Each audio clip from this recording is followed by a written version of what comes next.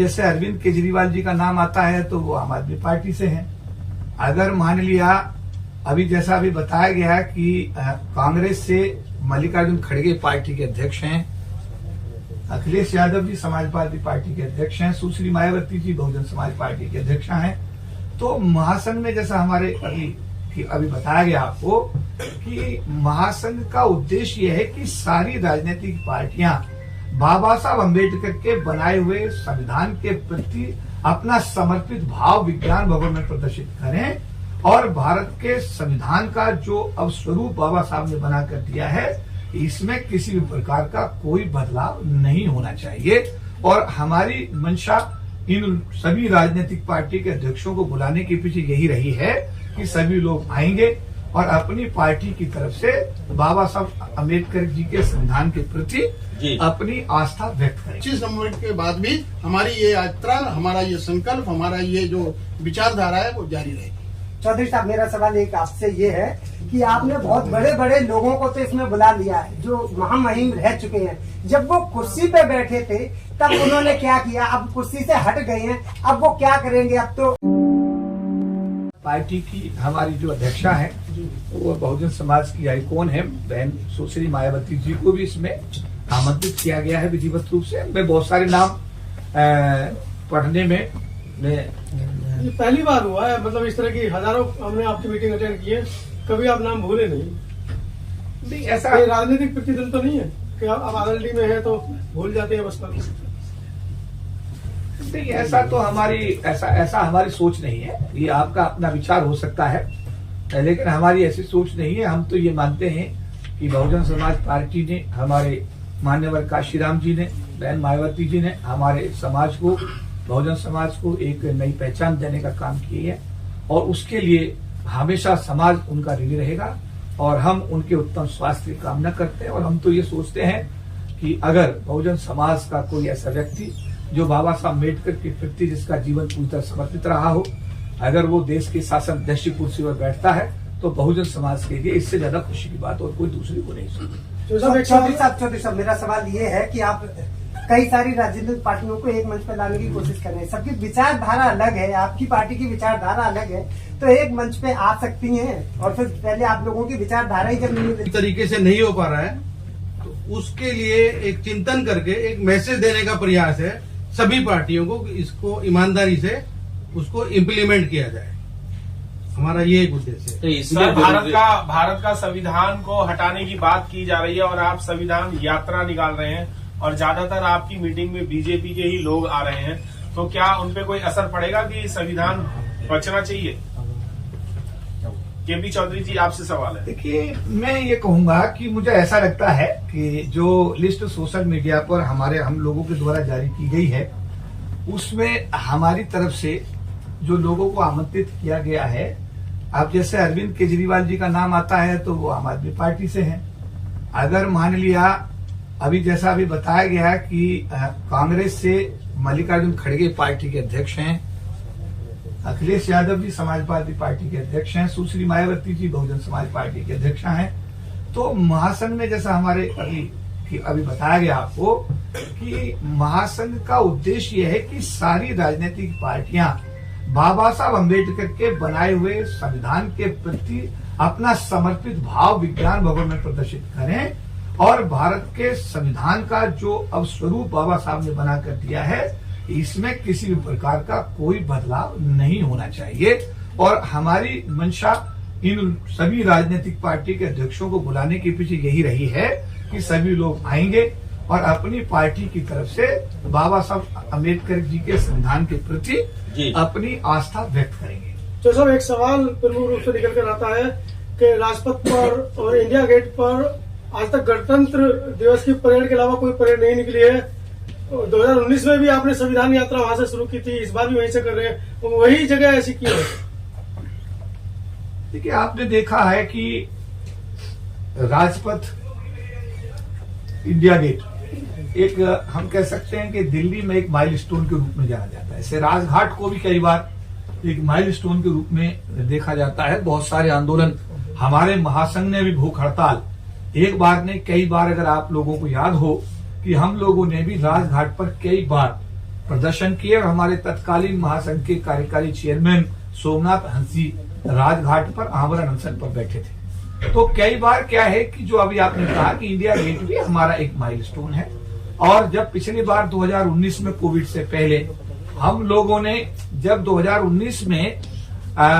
Doctor Ambedkar international centre पर जब हमने अपना ये कार्यक्रम संविधान दिवस का किया था, जिसको आप सब लोगों ने कवर किया था, उस समय भी हमने इंडिया गेट से ही ये संविधान यात्रा निकालने का फैसला किया था, और ये रास्ता भी करीब 1 किलोमीटर के आसपास था। अब उसी इंडिया गेट से राजपथ होते हुए जो विज्ञान भवन है वो भी रास्ता 1 ही किलोमीटर का है।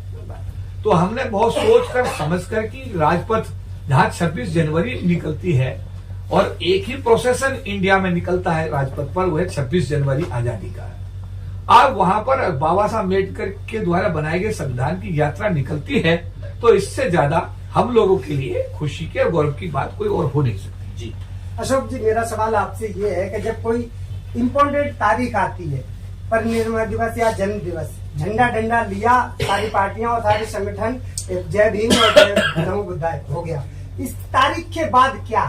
कितना काम और बाकी है, और या क्या काम किया है अभी तक संगठन और पार्टियों ने, और आगे क्या करेंगी? एक तारीख आई और गई, बस यही। देखिए, पहले तो मैं आपका धन्यवाद। दूसरा, मैं ये मानता हूं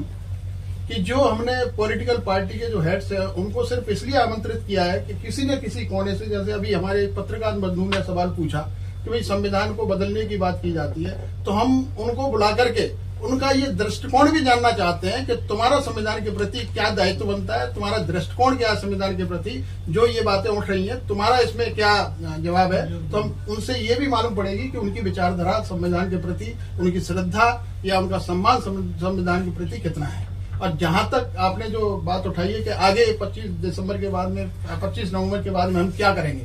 हमारा ये 1997 से इतिहास रहा है अनुसूचित जाति जनजाति संगठनों का, जो अखिल भारतीय परिसंघ था, कि जब आरक्षण विरोधी ज्ञापन निकले थे उसमें एकमात्र संगठन ऐसा था जिसने पूरे देश के अंदर एक माहौल पैदा किया, और 1997 में सबसे बड़ी रैली दिल्ली के अंदर की, 98 में की, 99 में की, और इसका रिजल्ट ये हुआ कि पदोन्नति में आरक्षण बरकरार रहा, हमारी जो सीनियरिटी थी वो बरकरार रही, जितने भी आरक्षण विरोधी ज्ञापन थे वो वापस हुए। और इसी क्रम में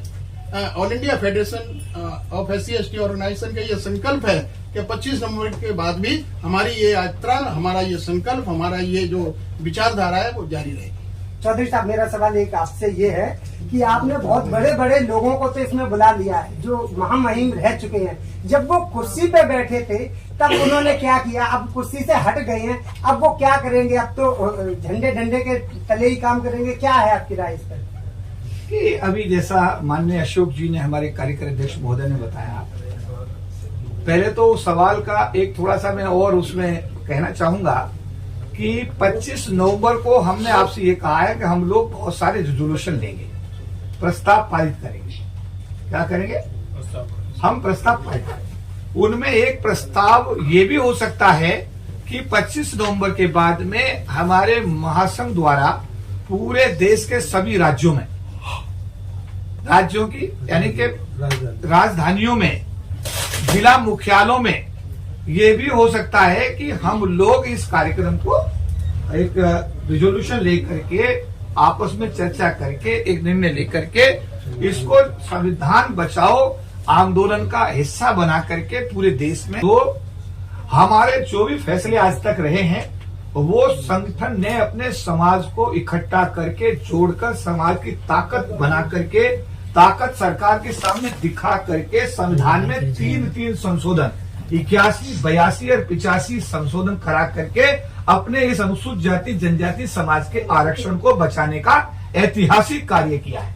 मुझे खुशी है कि इस संगठन के जो पदाधिकारी 97 में इस लड़ाई को लड़ रहे थे, आज भी वो 2023 में आपके साथ में सामने बैठे हुए हैं। दूसरा, अभी जो आपने कहा, हमारा उद्देश्य पूरी तरीके से अपने समाज को समर्पित है। महासंघ का जो 25 तारीख का कार्यक्रम है वो हमारे बाबा साहब अम्बेडकर के संविधान को समर्पित है, हमारे समाज को समर्पित है। और जिन लोगों ने भी पिछले दिनों देश में ये जो वातावरण को दूषित करने की कोशिश की है कि संविधान को बदलना चाहते हैं, उनको सीधा सीधा संदेश भी है, उनको सीधा सीधा संदेश भी है कि अगर इस दिशा में किसी भी प्रकार का कोई भी कुप्रयास किया जाता है तो उसके लिए बाबा साहब अम्बेडकर के अनुयायी पूरी तरीके से 2 अप्रैल 2018 जब सुप्रीम कोर्ट के एक जज मित्तल ने एट्रोसिटी एक्ट को खत्म करने का दुस्साहस किया था, तो बिना किसी राजनीतिक पार्टी के, बिना किसी बैनर के ये समाज 2 अप्रैल 2018 को पूरे देश में आंदोलन करके अपनी एकता, एकजुटता और सामाजिक जिम्मेदारी का इस समाज ने परिचय दिया। उसी कड़ी में मैं आपको ये कहना चाहता हूं कि ये संदेश 25 नवंबर को साफ साफ पूरे देश को दे दिया जाएगा कि बाबा साहब अम्बेडकर के बनाए हुए संविधान के साथ में किसी भी प्रकार की कोई छेड़छाड़ किसी भी स्थिति में बर्दाश्त नहीं की जाएगी। ये लास्ट सवाल है सर। एक सेकंड, जो क्लारिटी बता रहा हूं, भारत एक लास्ट सवाल है सर। विज्ञान भवन में आप कार्यक्रम कर रहे हैं और विज्ञान भवन में गवर्नमेंट सेक्टर के ज्यादातर प्रोग्राम होते हैं, क्या वहां पर कोई पासेस है या एंट्री पास है या पास पेड है या फ्री एंट्री है? देखिए, इस संबंध में जो वहाँ की व्यवस्थाएं हैं, जो वहाँ की व्यवस्थाएं हैं उनके लिए जो एक वहाँ पर इनविटेशन कार्ड के बिना एंट्री नहीं होती है। इनविटेशन कार्ड महासंघ ने तैयार करवा दिए हैं, सभी को पहुंचाने की जिम्मेदारी भी महासंघ की है। सभी को निमंत्रण पत्र दिए जाएंगे। निमंत्रण पत्र के साथ आईडी लाना बहुत जरूरी है और आईडी ला करके समझ नहीं पाता जो भी साथी इस कार्यक्रम में जिनको निमंत्रण पत्र दिया जाएगा वो अपनी आईडी के साथ सुरक्षा अधिकारियों को अपनी आइडेंटिटी बता करके वो उसमें एंटर करेंगे। और मेरा निवेदन ये है, क्योंकि प्रोटोकॉल इसमें रहेगा, इसमें एक प्रॉब्लम ये रहेगी कि राष्ट्रपति जी के पूर्व राष्ट्रपति के आने के बाद में किसी भी जो हमारा साथी तब तक जगह नहीं ले पाएगा। जब तक अगर स्थान उसने ग्रहण नहीं किया तो उसकी 11 बजे के बाद में एंट्री असंभव है। मैं इस पॉइंट को इसलिए बता रहा हूं कि आप इस खबर को थोड़ा सा लोगों को बता दें कि ऑल इंडिया हेडक्वार्टर जहां बैठे हुए हैं, यहां से सब लोग निमंत्रण पत्र अपने इकट्ठे कर लें,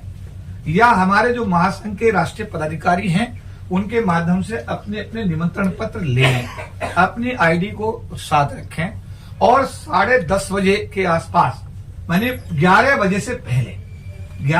पहले सब लोग विज्ञान भवन के अंदर अपना स्थान ग्रहण कर लें। क्योंकि जैसे ही पूर्व राष्ट्रपति एंटर करेंगे प्रोटोकॉल के हिसाब से उसके बाद में सुरक्षा अधिकारी किसी भी व्यक्ति को हमारे कहने से भी अलाउ नहीं करेंगे, क्योंकि जो सुरक्षा के नियम है हमारे समाज के सामान्य साथी उन सबको समझेंगे और समझ करके उनका पालन भी करेंगे। तो मेरा अनुरोध आपसे ये रहेगा कि इस खबर में ये भी डाल दें। साथ साथ हम लोगों ने इस बार एक बार कोड का भी समाज के लोगों ने कहा कि पूरे समाज के जो लोग हैं वो अपना कंट्रीब्यूशन देना चाहते हैं।